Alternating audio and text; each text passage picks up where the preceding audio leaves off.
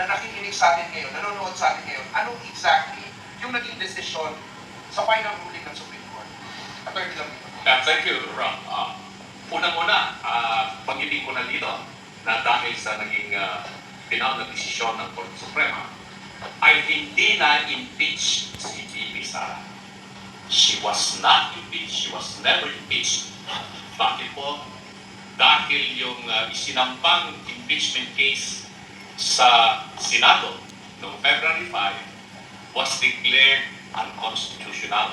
It was void from the beginning dahil hindi nag-comply doon sa provision po ng Article 11, Section 2, Section 3, Section 4, Section 5 ng ating Constitution. So, ibig sabihin yan, walang impeachment na nangyari against VP Sara dahil na-void yung impeachment na sinampa ng Kamara sa Senado. So, masaya tayo, VP Sara was never impeached pursuant to the final ruling of the Supreme Court. So, Dr. Mata, sa paningin niyo po, bilang isang doktor, mamamayan, very responsible citizen ng Pilipinas, ano po nakikita niyo dito? Is it really just, is it principle na ipinaglalaban nila, or are you seeing some self-interest na pumapasok doon sa issue na nire-raise nila against the Supreme Court?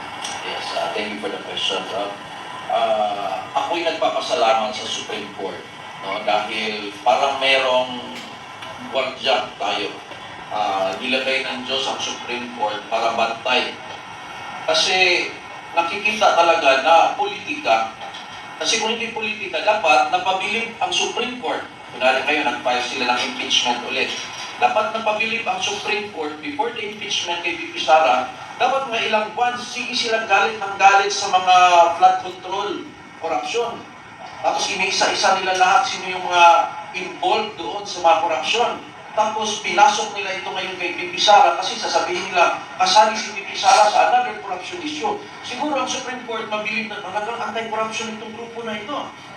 Pero ano nangyari? Doon sa flood control, corruption, ang tahimik. Ang tahimik. No comment. Ngayon, papasok agad kay VP Sara ang issue. Sa lumang issue na ng confidential funds.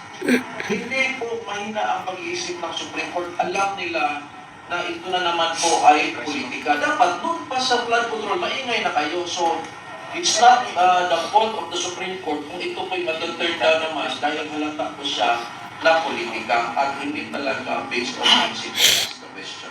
Thank you, Dr. Mata. How about you po, Miss Penny? Ano nakikita niyo sa issue na to? Na, nag-iingay some of the legislators and those others that are obviously also against the Vice President.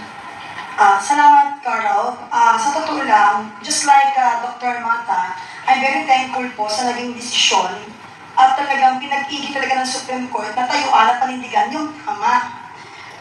Ginantayan nila talaga to. Kasi magiging parang nakakahiya mas lalo kapag kinatigan sila ng Supreme Court. Dahil alam natin, bulat sa pool, mali. Dahil alam mo, lahat ng bagay na inumpisahan mong mali, hindi mo pwedeng tapusin ng tama. So ano yung na-expect ng mga tao kapag yan ay naging tama sa pananaw ng iba? Pero umpisa pa lang, alam na lahat ng taong bayan at ng Pilipino na mali ito, naglulukuhan tayo, ito'y parang isang sarswela. Sa totoo lang po, ginagamit nila sa pamumulitika at pansarili yung mga isyong pinaninindigan nila. At tulad ng sinabi din po ni Dr. Mata, ang issue sa flood control ay isang mahalagang problema na talagang dapat tutukan. Yes. Pero tila nakatutok ang pansin sa impeachment complaint laban kay VP Sara Duterte. Alam naman po ninyo at ayon din po kay VP Sara, ang investigasyon sa mga proyekto ng flood control ay too little, too late at pahanap pong sarsuela. Nagpapahiwatig ito na may motibo sa likod po ng investigasyon. Amin din pong pinag-aaralan at nagmamasid-masid kami kasi mahirap po yung tira-pasok tayo. Salita ng salita, pero sa huli, lulunukin mo lahat ng kinain mo. Just like VP Sara, nag-observe siya, tahimik lang. Pinanonood lang sila kung paano nila guyuin ang taong bayan. Yes. At binigyan din po ng ating pong VP Sara ang korupsyon sa mga proyekto. Ito ay hindi po bagong mga pangyayari sa mga nakaraang administrasyon. Ang tanong dito, Carol, tulad din po ng tinatanong niyo sa amin, bakit nakatutok ang issue lagi kay VP Sara? Marahil po dahil sa mga aligasyon ng korupsyon at mga abuso sa pondo. Ngunit, ang mga grupo ng civil society at mga oposisyon ay dapat din tutukan. Yung tunay pong issue dito sa bansa ay ang flood control. Yun ang Tama. dapat makontrol, flood Yes. control. Dapat Tama. tutukan nila at ikontrol na rin nila ang kanilang mga sarili na manindigan sa mali at gusto lang nilang tutukan at tayuan. Dahil ang bansang Pilipinas ay hindi lamang personal na kanilang gusto at personal na buhay nila.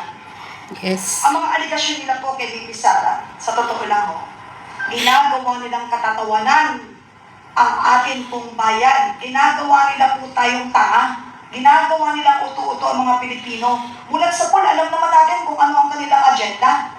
Dahil kung hindi isa sa agenda nila na talagang i-control at tanggalin o kasuhan at maging madumi at masama sa mata ng taong bayan si Bibi Sara. Yun po ang kanilang agenda dahil natatakot po sila na ito po ay magkaroon talaga ng liwanag at malaman ng totoo na makita naman yun sa buong observation. Wala nga silang makita. Malinis. Yung opisina po nila nakakalimutan na nilang linisin. Dahil Yes. kontrolado pa rin nila yung mga nagmamasid at nagbibigay ng opinion para sa kaalaman ng taong bayan. Maraming media po kontrolado. Marami po tayo mga politiko, opisyal ng gobyerno na kontrolado nila dahil po sa salapi. Kaya nga po, sabi ko, parang kahit anong talino ng tao, kapag ang bibig nakasara, baliwala eh. Sa mga panahon ngayon ng Tama.